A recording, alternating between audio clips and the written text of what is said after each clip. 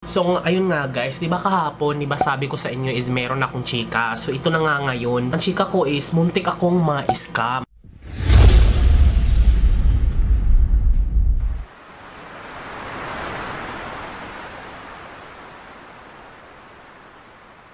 So, alam niyo ba na meron akong natanggap na email last week, and this email is in regards to my influence sa Instagram. So, hindi naman kasi nireview ko yung Instagram ko, konti lang naman yung followers, pang personal ko lang naman yung mga post na yun. Hindi nga ako masyadong nagpo-post sa Instagram dahil nga parang masyadong curate yung buhay doon, masyadong perfect, parang ganun. So, medyo nagdadalawang isip ako na, ako kukunin akong brand ambassador for their product using my Instagram, parang hindi naman ako deserve. So, binasa ko lahat ng email. So, ang sabi niya dito, April 22 yun na send sa akin, 3 a.m. So, that was like 8 days ago. So, ngayon ko lang to i-share sa inyo dahil akala ko baliwala lang tong email na to. So, ang sabi niya, galing sa email na hello@myblissbodymaria.uk. Sabi niya, "Hi Jonathan, my name is Maria and I am the head of PR at the international brand Bliss Body. We came across your Instagram profile. I love Tanchong and love your style. We'd love to have you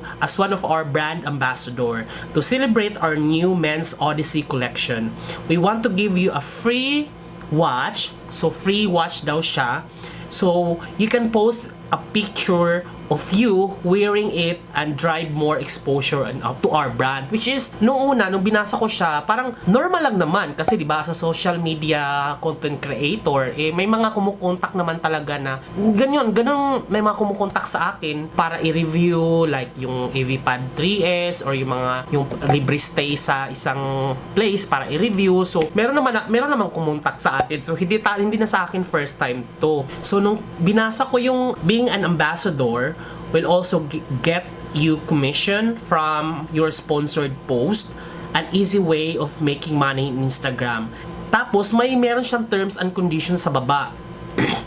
So normal naman yan kasi may mga ibang YouTuber na magpo-promote ng isang item, tapos pag nakabenta sila, meron silang commission. So parang may nasabing click the link below and then pwede ka mag-purchase doon kung ano yung camera na gamit ko, link down below, pwede kayo mag-purchase doon. Tapos every time na yun yung gamitin mo na link, may commission ng isang content creator. So parang napapaniwala naman ako nung una.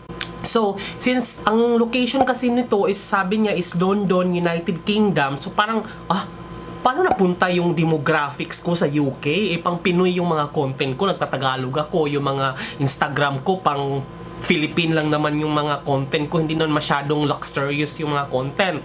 So, mga simple lang. So, sabi ng you will get a discount code, so you earn 25% commission per sale, which is believable siya.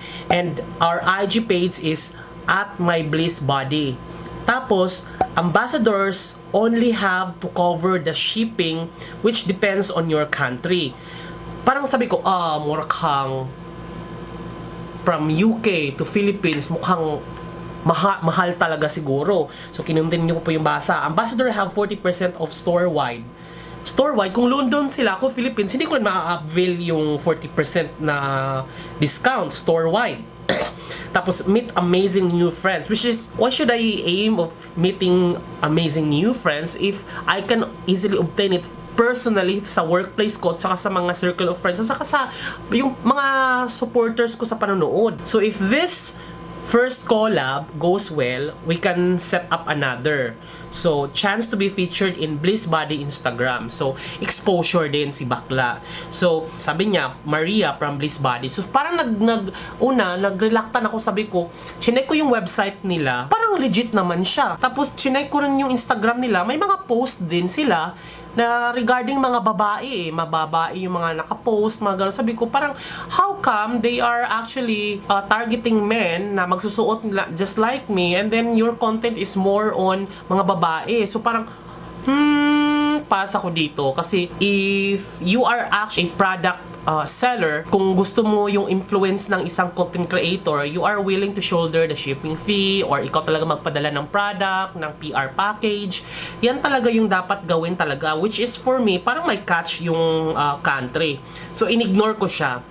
So sabi ko, replyan ko siya na parang sabi ko, I am reluctant of this. Ambassador only have to cover shipping which depends on my country. Since I am from Philippines, I might that might be pricey over than the price of the watch. Kasi tingnan ko yung website, 1,000 yung, parang kung i-convert mo siya, parang 1,000 pesos lang siya. Tapos, free na yun. Pero, kung i-shoulder ko yung shoulder ko yung delivery, parang binayaran ko lang din yung price, di ba? Kung yung watch naman is, you can just buy it anywhere, di ba? Depende na lang kung branded talaga o Rolex yung ipapadala sa'yo, di ba? So, reluctant ako kasi, di ba, you have to think something na kailangan mo lang maging rational sa mga bagay-bagay. So, in-ignore ko siya, hindi na ako nag-reply, hindi na rin siya nag-reply, hindi na rin siya nag-push, which is, normally, if you are actually a reseller and you want a promotion, ipupurso mo talaga. So, ito, hindi na niya pinurso. After that, in a few days, deadma. So, yun, meron akong nabasa na post, sinave ko siya, parehas na ganito. Pero scam pala. So wala kasi akong hindi na ako nagsi-search kasi in-ignore ko na eh. So hindi ako nagsi-search ng kung totoo ba to or hindi. Pero ewan ko ba kung bakit at sa lahat-lahat ng post sa Facebook, may nabasa ako na ganong sitwasyon tulad sa akin. So sinave ko siya dahil alam kong i-discuss ko to ngayon eh. Wait lang ha. There. So ano siya, post siya sa isang Facebook. So ipopost ko na lang yung actual link sa description down below para mabasa niyo yung post siya ni Jeremy Magbanwa Crescencio. Actually friend ko siya online, and then here we go. Sabi dun sa post niya, beware of Daniel Phillips watch scam. Sa akin naman sa akin naman iba yung sa akin dahil hindi naman siya Daniel Phillips. Bliss Body, di ba?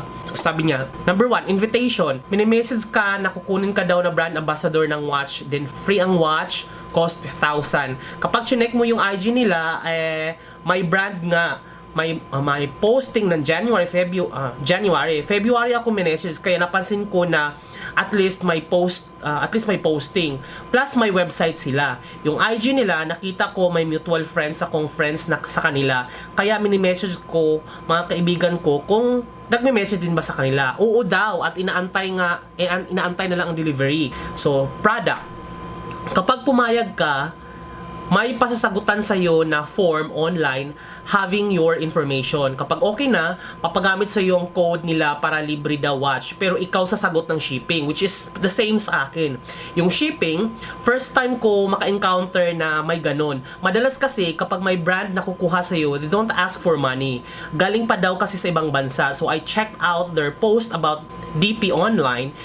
Mga normal estudyante nakikita ko may mga suot at maganda daw. So okay, try natin kahit may bayad since matagal na akong naghahanap ng minimalist na watch. Packaging. Nag-iwan ako ng exact amount sa bahay at sinasabihan ko sila na may paparating ako delivery. Dumating yung package sa bahay, Friday night ko na siya binabuksan. May letter na kasama na di ko binasa. Nung nakita ko na yung box, may dent yung box, then yung binuksan ko, minimalist nga watch, kaso sobrang nipis ng strap na parang di tatagal lang 1 week kung active ang lifestyle mo. Yung feeling na wala kang karapatang mainis kasi libre daw yung watch at delivery lang babayaran. Chinek ko yung packaging and Cebu pala, ibang bansa na. Ang nakalagay sa packaging ay cash on delivery. Lumalabas, binibili ko yung item at di lang siya delivery. Matagal ko na tong gustong i-post kaso wala lang time. Last time, I checked their IG account. Mga regular posting pero sila wala for props lang. Talaga medyo nakaka-disappoint lang din kasi may mahaba silang letter na kasama na tinupi lang sa loob ng packaging na di ko binasa kasi di ako natuwa na sa way na i-market yung imported nilang watch. Mas okay pa ang M-Sense ng SM at mura pa. Mag-post daw kami once received. Di ko pinost kasi una, di ako influencer. Pangalawa, post only the brands you trust. Eto, pakita ko yung packaging. So, yan siya. Galing siya ng Atlas Creative Group na which is located sa Cebu. So, sa lahat-lahat, ewan ko kung bakit na dumaan to sa wall ko. So, di ba, parang marketing strategy, naiintindihan natin na we have different marketing way of marketing your product. But in this kind of way na strategize, masyadong siyang scam. Matatawag kasi natin siyang scam if you are deceiving the buyer. Kasi sasabihin na, 'di ba, influencer ka or brand ambassador, at the same time binayaran mo talaga siya dun sa delivery fee, at malala pa nito, hindi naman pala talaga galing sa ibang bansa. Kung inavail ko siguro to, galing, sabi niya galing London, baka mamaya galing lang pala to ng Divisoria, 'di ba? So parang Lazada or parang Shopee or parang ganun lang ang mangyayari, and then parang binayaran ko lang din yung item. So yun lang yung sharing ko sa inyo, guys. Kung meron kayong social media influencer na kakilala, or meron kayong mga Instagram or mga content online at may nag-message sa iyo na something like this, the way they market their products, please beware, kasi nga scam po ito.